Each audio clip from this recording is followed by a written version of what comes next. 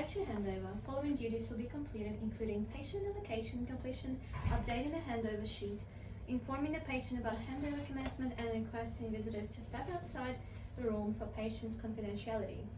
Good afternoon, Ruth. Do you mind if I give a handover to Harrison, who'll be looking after you this afternoon? Hello, Ruth. No, go ahead. Okay, thank you, Ruth. And feel free to ask any questions. Could you please tell your full name and date of birth for your afternoon nurse? My name is Ruth Wright, and my date of birth is the 1st of the 2nd, 1984. And I was just going to tell you your number. Yeah, go ahead. It is 7001615. Yep. So, Ruth is a 30-year-old female admitted to emergency department 2 days ago with severe abdominal pain, cramping and diarrhea with watery stools and blood related to worsening of Crohn's disease. Severe inflammation and stricture formation occurred, and temporary ileostomy has been formed for healing and rest in the bowel. This is day 1 post-op today, and Ruth is now on the ward. So Ruth has a history of Crohn's disease for 10 years, no other any medical or surgical history. Ruth has been taking antidepressant medication as prescribed by her GP, and she has a history of smoking 10 cigarettes a day. She experienced withdrawal and headache, irritability, and tolerated nicotine patch well. Patient is alone-oriented, GCS 15, QADS of 1, related to hypertension as evidenced by blood pressure 108/78. Patient is asymptomatic, nil dizziness reported, encouraged oral intake, and team leader and medical officer notified, and he has been requested to check the blood pressure in 1 hour and notify if it drops lower than 100 systolic.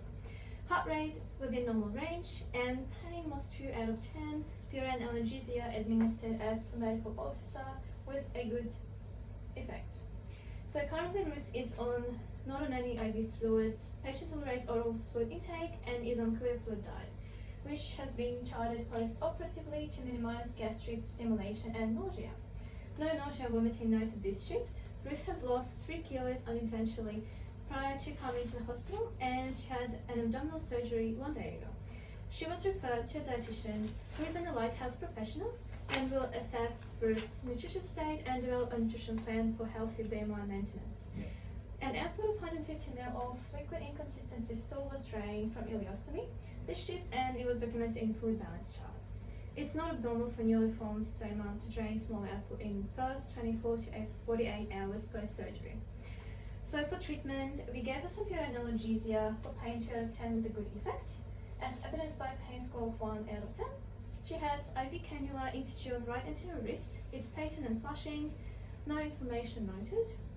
Surgical site has been assessed and no signs of infection observed. Skin appeared pink and healthy at skin inspection. Stomach dressing changed and peri-skin cleansed with soap and warm water. So patient is independent with mobility and ADLs. Ruth had a shower this morning, and Ruth is continent and passed urine in the toilet. So Ruth is for med calls and resuscitation, and information by Ruth's EPOA is in her chart. Socially wise, Ruth is experiencing anxiety about her current health condition and how it would affect her overall quality of life. So she has kids and recently divorced, therefore social work input would be requested. The social worker will conduct a psychological assessment to determine the need for services and provide counseling and support for Ruth. There is no estimated discharge date for Ruth at this stage. And also, do you mind if we check some oxygen suction and stuff? Is that alright? Yep, it's all intact, it's all been working and safely all implemented. So for recommendation, you'll need to recheck your blood pressure in 1 hour.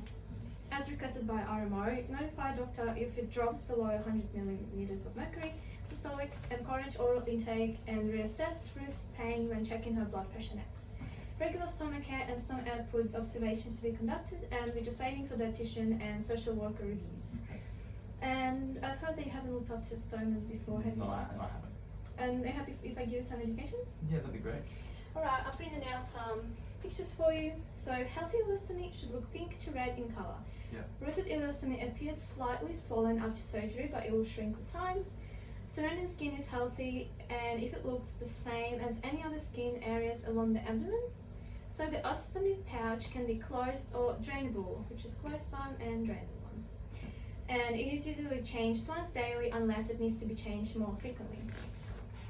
appropriate PPE including gown, gloves, goggles, and also you'll need plastic bag, warm water with soap, tissue, skin barrier, nurse time appliance, measuring guide, and a pair of scissors. Yeah. Once consent is gained and procedure is explained, you will need to empty it first to prevent any spillage. So they empty it when it's 1/3 to half full. The skin barrier needs to be removed with adhesive wipes, and next peristomal skin should be cleansed with warm water and disposable cloth and dried completely. As you can see, that's what healthy skin should look like, right? Yeah. And excessive erythema or irritation skin breakdown must be reported. Okay. Next, you will need to use this measuring guide to choose appropriate size stoma, and you can cut it with scissors like shown on this photo. Yeah.